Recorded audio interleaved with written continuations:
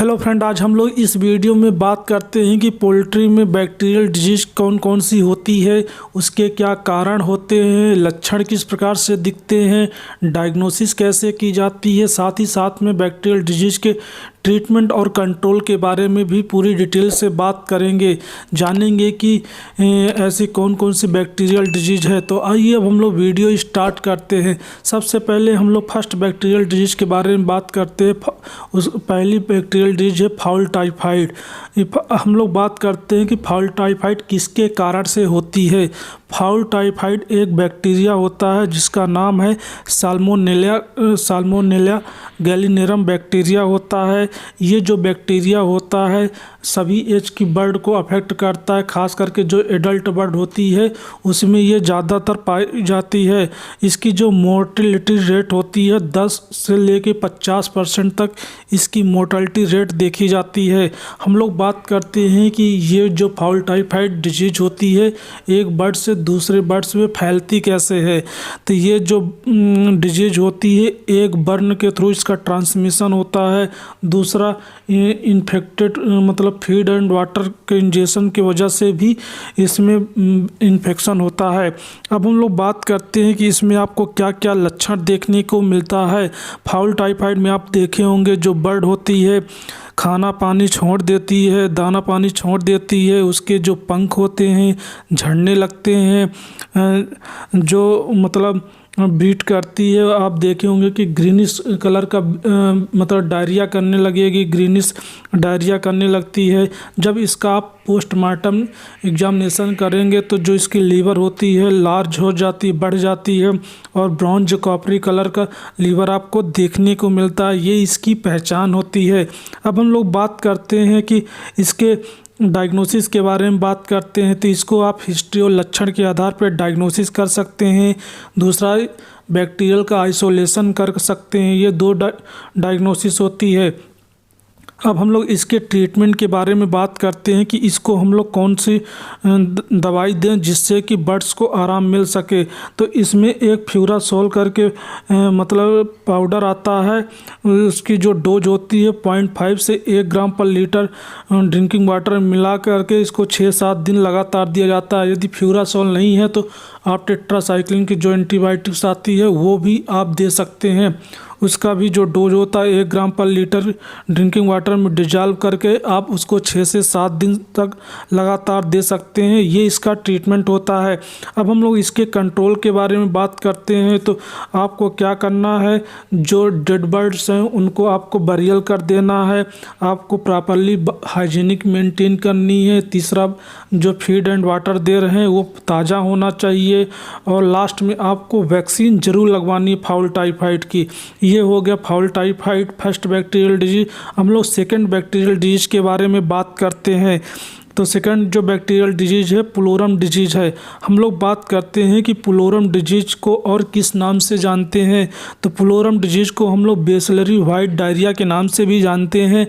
हम लोग बात करते हैं कि इसके क्या कारण होते हैं। जो पुलोरम डिजीज होती है ये भी बैक्टीरियल डिजीज होती है। ये साल्मोनेला पुलोरम से होने वाली डिजीज होती है। खास करके ये जो डिजीज होती है जो बेबी चिक्स होते हैं, जो चिक्स होते हैं उनमें आपको ज़्यादा देखने को मिलती है। जो इसकी मोर्टेलिटी रेट होती है 90% इसकी मोर्टेलिटी रेट होती है। अब हम लोग इसके ट्रांसमिशन के बारे में बात करते हैं। तो इसका जो ट्रांसमिशन होता है एक बर्न के थ्रू इसका ट्रांसमिशन होता है। एक बर्न का मतलब कोई भी इन्फेक्शन हो गया एक से संबंधित उसके थ्रू फैल सकता है, या प्रदूषित दाना खाने की वजह से हो सकता है, या प्रदूषित पानी पी लेने की वजह से भी पुलोरम डिजीज होती है। ये इसका ट्रांसमिशन हो गया। अब हम लोग इसके लक्षण के बारे में बात करते हैं। तो इसमें आप देखे होंगे जो बर्ड्स होती हैं वो खाना पानी छोड़ देती है, उसमें वाइट डायरिया आपको देखने को मिलेगा। जो उसका वेंट वाला रीजन होता है वो फूल जाता है और लास्ट में बर्ड की डेथ हो जाती है।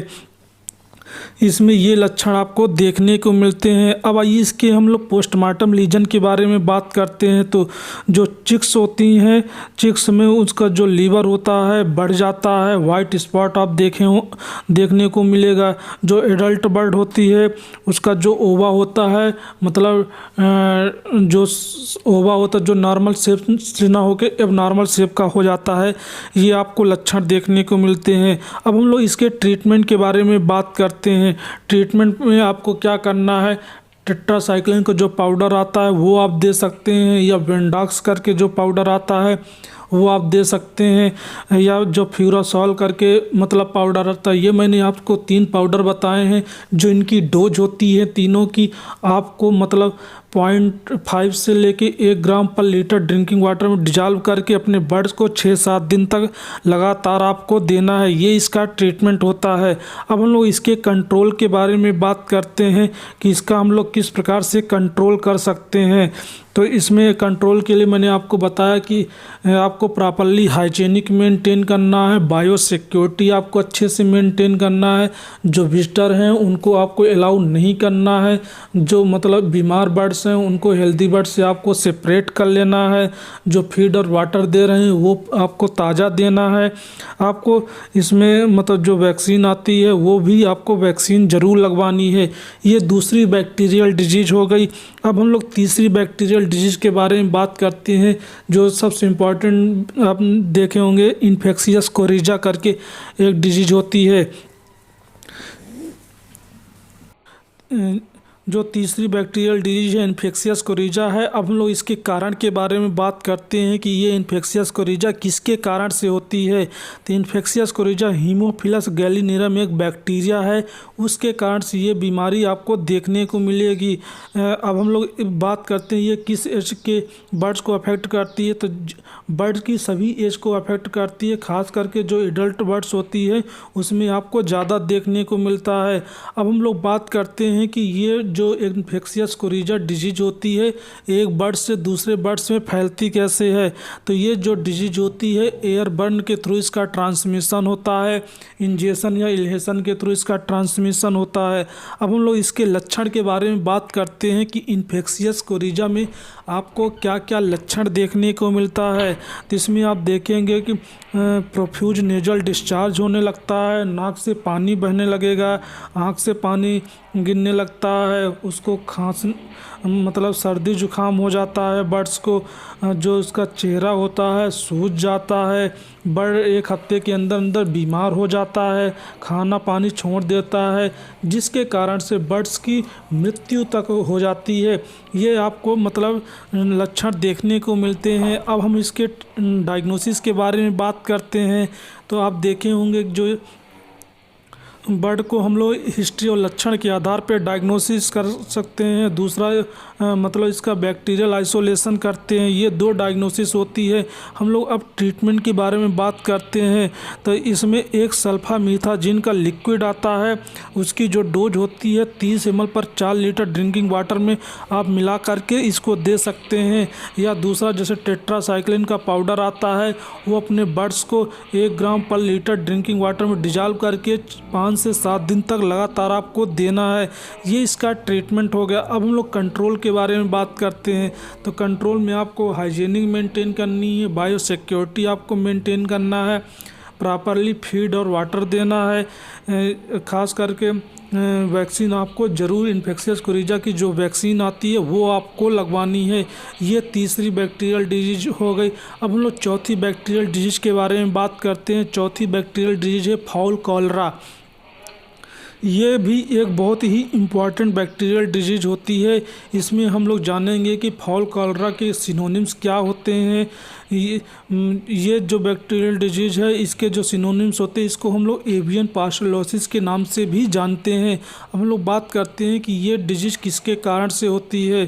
तो ये जो डिजीज होती है पास्चुरेला मल्टोसिडा एक बैक्टीरिया होता है, उसके कारण से ये बीमारी होती है। अब हम लोग एज की बात करते हैं तो ये सभी मतलब एज में अफेक्ट करती है।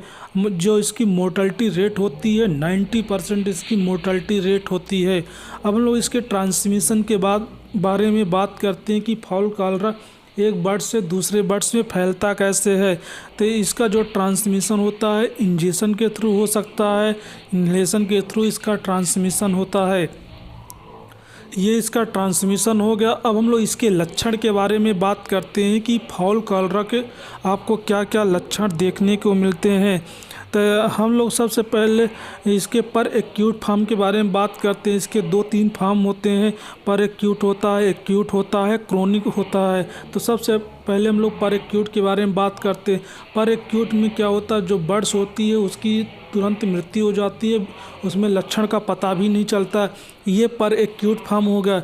अब हम बात करते हैं एक्यूट फॉर्म में। एक्यूट फॉर्म में क्या होता है, जो बर्ड्स होती है दाना पानी छोड़ देती है, नाक से डिस्चार्ज आने लगता है, वो खांसने लगती है, छींकने लगती है, वो मुंह खोल के सांस भी कभी कभी लेने लगती है। इसमें आप देखे होंगे कि जो बर्ड्स होती है जो बीट करती है एकदम पतला बीट करेगी, उसको ब्लडी डायरिया होने लगता है। यानी कि बीट में जब करती है ना तो उसके साथ साथ आपको खून भी देखने को मिलेगा।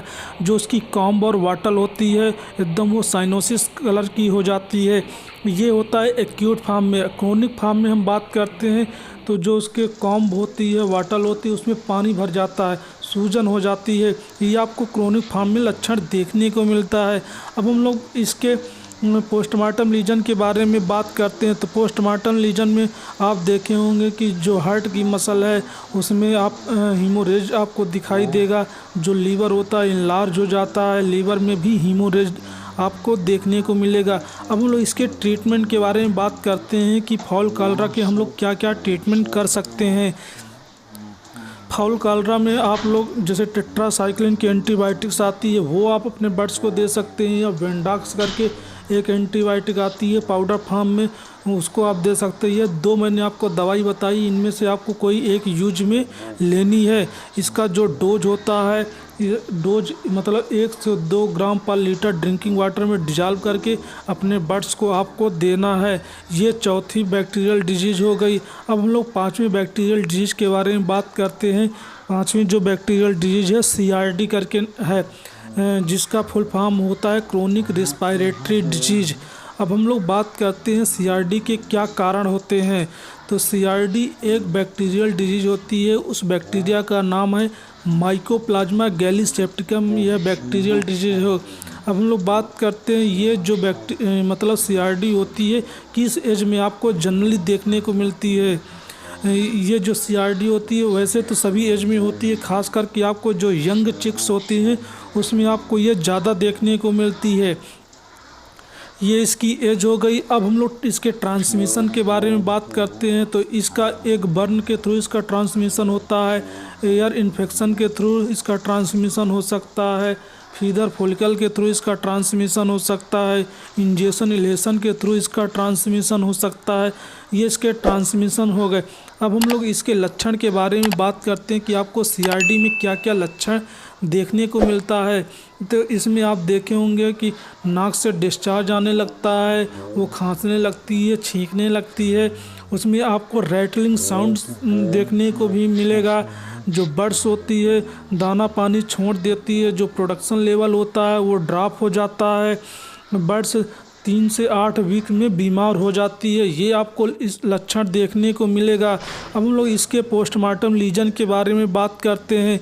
तो आप देखे होंगे कि जो एयर सैक्स होते हैं, ट्रैकिया वगैरह होती है, उसमें आप देखे होंगे कि मतलब उसमें फ्लैग टाइप के बन जाएंगे, उसमें हीमोरेज हो जाता है, कभी कभी स्पॉट टाइप के देखने को मिलता है, या उसमें जैसे आप देखे होंगे कि क्लाउडी अपीयरेंस आपको एयर सैक्स में देखने को मिलते हैं।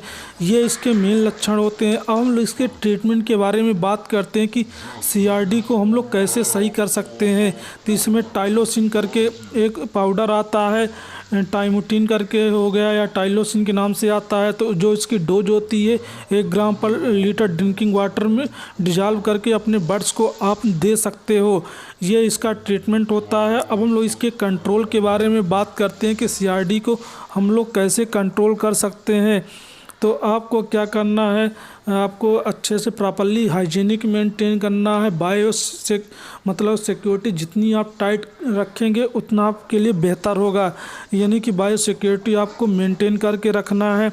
तीसरा, आपको CRD की जो वैक्सीन आती है, वैक्सीन अपने बर्ड्स को ज़रूर लगवानी है। ये चौथी बैक्टीरियल डिजीज़ हो गई। अब हम लोग पाँचवें और लास्ट बैक्टीरियल डिजीज़ के बारे में बात करते हैं कि अब हम लोग छठवीं बैक्टीरियल डिजीज़ के बारे में बात करते हैं कि छठवीं और लास्ट जो बैक्टीरियल डिजीज़ है उसका नाम है एयर सेकुलाइटिस या कोलियोबैसिलोसिस। ये एक बहुत ही इम्पॉर्टेंट बैक्टीरियल डिजीज़ होती है। हम लोग बात करते हैं कि ये जो कोलियोबैसिलोसिस होती है किसके कारण से होती है। तो ये जो एक बैक्टीरिया है, ई कोलाई एक बैक्टीरिया होता है, उसके कारण से ये बीमारी होती है। अब हम लोग बात करते हैं कि ये जो कोलियोबैसिलोसिस होती है किस एज में अफेक्ट करती है। ये खास करके जो चिक्स बर्ड्स होती है 5 से 10 वीक की, उसमें आपको ज़्यादा देखने को मिलता है कोलियोबैसिलोसिस। हम बात करते हैं कि मोर्टेलिटी रेट के बारे में बात करें तो इसकी जो मोर्टेलिटी रेट होती है 5 से 10% इसकी मोर्टेलिटी रेट होती है। अब हम लोग बात करते हैं ऐसे कौन कौन से फैक्टर हैं कि जो बर्ड्स मतलब कोलियोबैसिलोसिस करवाते हैं, जैसे कि स्ट्रेस हो गया, बैड मैनेजमेंट हो गया, CRD हो गई। इसके वजह से ये फैक्टर इन्वॉल्व होते हैं। अब हम लोग इसके लक्षण के बारे में बात करते हैं कि कोलियोबैसिलोसिस में आपको क्या क्या लक्षण देखने को मिलता है। इसमें आप देखे होंगे कि जो बर्ड्स होती है उसको डायरिया होने लगेगा, जो उसका वेंट वाला रीजन होता है उसमें सूजन हो जाती है, बर्ड दाना पानी छोड़ देती है, खांसने लगती है, छींकने लगती है। इसमें आपको ये लक्षण देखने को मिलेंगे। जब आप इसका पोस्टमार्टम लीजन करेंगे कि जो पेरिकार्डियम होती है, हार्ट की जो मसल होती है उसमें मतलब मिल्की फ्लूइड भर जाता है, जो एयर सैक्स होते हैं वो थिक मोटे हो जाते हैं, उसमें आपको क्लाउडी अपीयरेंस देखने को मिलती है। ये इसका पोस्टमार्टम लीजन हो गया। अब हम लोग इसके ट्रीटमेंट के बारे में बात करते हैं कि कोलियोबैसिलोसिस में हम लोग क्या क्या ट्रीटमेंट कर सकते हैं। तो इसमें फ्यूराजोलिडोन की एंटीबायोटिक्स आती है, वो आप दे सकते हैं, वो अच्छा काम करेगी। या टेट्रासाइक्लिन की एंटीबायोटिक्स आती है, वो दे सकते हैं। या और साथ ही मल्टी विटामिन दे सकते हैं, जिसमें कंटेंट होता है विटामिन ए और विटामिन ई का सप्लीमेंट होता है, वो आप अपने बर्ड्स को दे सकते हैं। एंटीबायोटिक्स की जो डोज होती है, मैंने आपको हर बैक्टीरियल डिजीज में बताया, जो उसकी डोज होती है 1 ग्राम पर लीटर ड्रिंकिंग वाटर में डिजॉल्व करके आप इसको 5 से 7 दिन लगातार दे सकते हैं। जो फीड सप्लीमेंट होते हैं आपको 20 से 30 ml पर 100 बर्ड के हिसाब से आपको उनको देना है। ड्रिंकिंग वाटर में डिजॉल्व करके दे सकते हैं या फीड में मिक्स करके भी आप अपने बर्ड्स को दे सकते हैं। इस प्रकार से ये मेरा वीडियो अगर आपको अच्छा लगा हो तो प्लीज़ लाइक शेयर कमेंट ज़रूर करें। वीडियो देखने के लिए धन्यवाद।